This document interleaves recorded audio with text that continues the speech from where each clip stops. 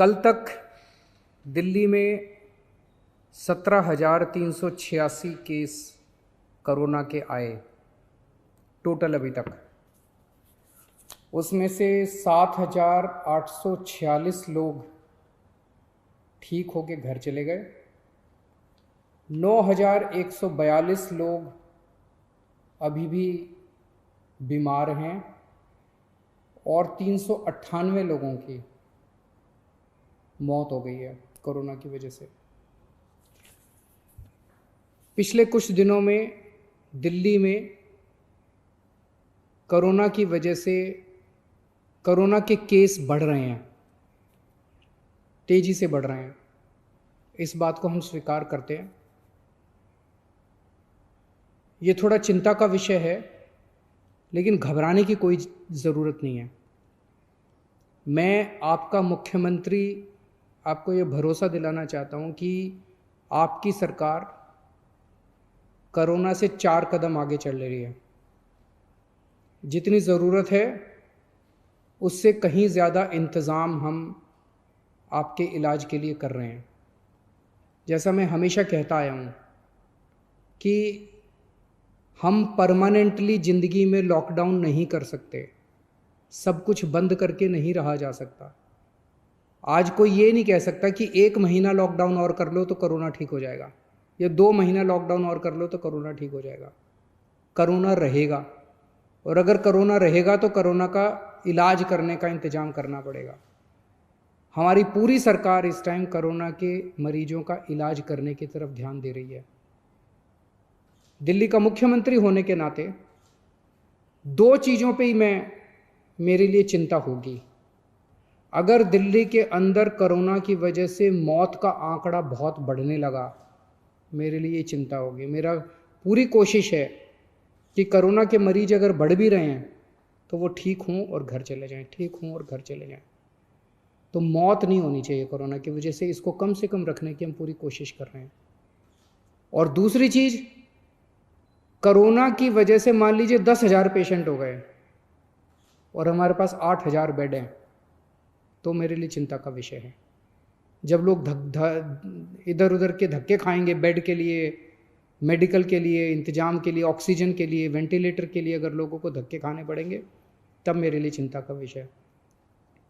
और अगर बेड कम पड़ गए, ऑक्सीजन कम पड़ गई, वेंटिलेटर कम पड़ गए, पीपी किट कम पड़ गए, तो उसकी वजह से मौत भी ज़्यादा हो जाएंगी क्योंकि उनको इंतजाम नहीं मिलेगा। तो इस तरफ हमने पिछले 1 हफ्ते में हमने बेड्स का खूब इंतजाम कर लिया है। आज दिल्ली में 17,386 अभी तक टोटल केस हुए। इनमें से केवल 2100 पेशेंट अस्पतालों में हैं, बाकी सब घरों के अंदर है। जो भी एक्टिव पेशेंट्स है घरों में है, घरों में इंतजाम कर रहे हैं, घरों में इलाज करा रहे हैं। 2100 पेशेंट अभी अस्पतालों में हैं।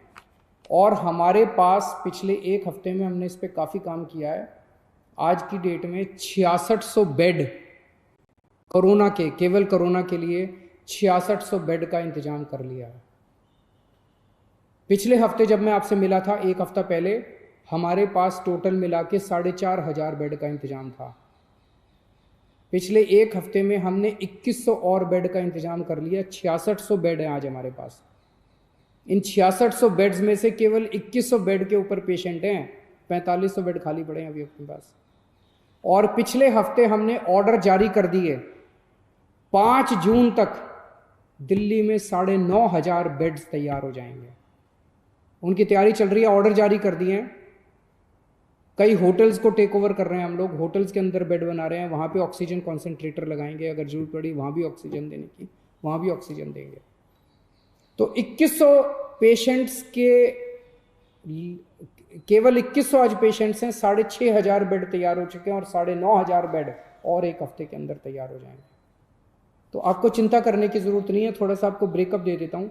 दिल्ली सरकार के जो अस्पताल हैं, इसके अंदर अभी तक हमारे पास 2,500 बेड थे। 5 जून तक 4,600 बेड तैयार हो जाएंगे टोटल। केंद्र सरकार के अभी तक 2,329 बेड थे, ये थोड़े कम हो गए हैं। 2,229 बेड अब केंद्र सरकार के हैं अस्पतालों में। और प्राइवेट में सबसे ज़्यादा डिमांड थी, 677 टोटल अभी तक बेड थे। आज की डेट में 2677 हो गए हैं। 2500 से ज़्यादा बेड आज प्राइवेट में अवेलेबल हैं, प्राइवेट अस्पतालों में 2500 से ज़्यादा। और 5 जून तक 3677, 3500 बेड प्राइवेट सेक्टर में हमारे पास हो जाएंगे। अक्सर बहुत सारे लोग प्राइवेट में जाना चाहते हैं, कहते जी मेरे पास तो इंश्योरेंस है, मैं तो प्राइवेट में जाना चाहता हूँ। आपकी मर्ज़ी, आप कहीं भी जाइए, लेकिन आपकी जानकारी लिख के बता दूँ, जैसे दिल्ली के सरकारी स्कूल बहुत अच्छे हैं, दिल्ली के सरकारी अस्पताल भी बहुत अच्छे हैं। अगर आप सरकारी अस्पतालों में जाएंगे तो आपको अच्छी व्यवस्था मिलेगी।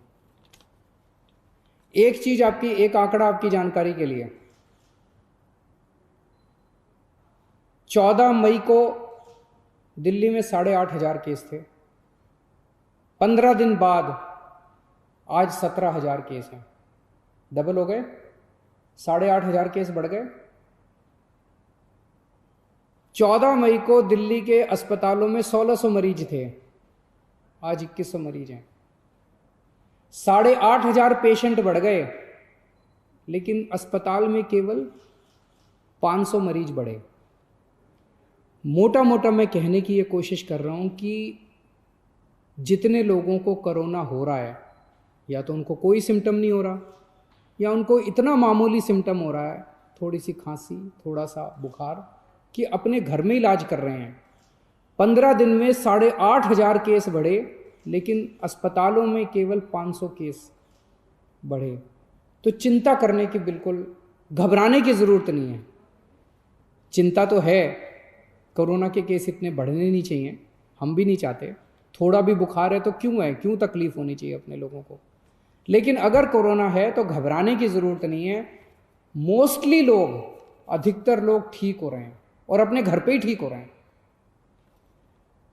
एक परेशानी सामने आई थी कि एक तरफ तो हम कहते हैं जी बेड्स का खूब इंतज़ाम कर लिया, वेंटिलेटर का इंतज़ाम कर लिया, ऑक्सीजन का इंतज़ाम कर लिया, चिंता मत करो, 6600 बेड्स का इंतज़ाम कर लिया। लेकिन अगर किसी के घर में कोई कोरोना का मरीज हो तो वो कहाँ जाए?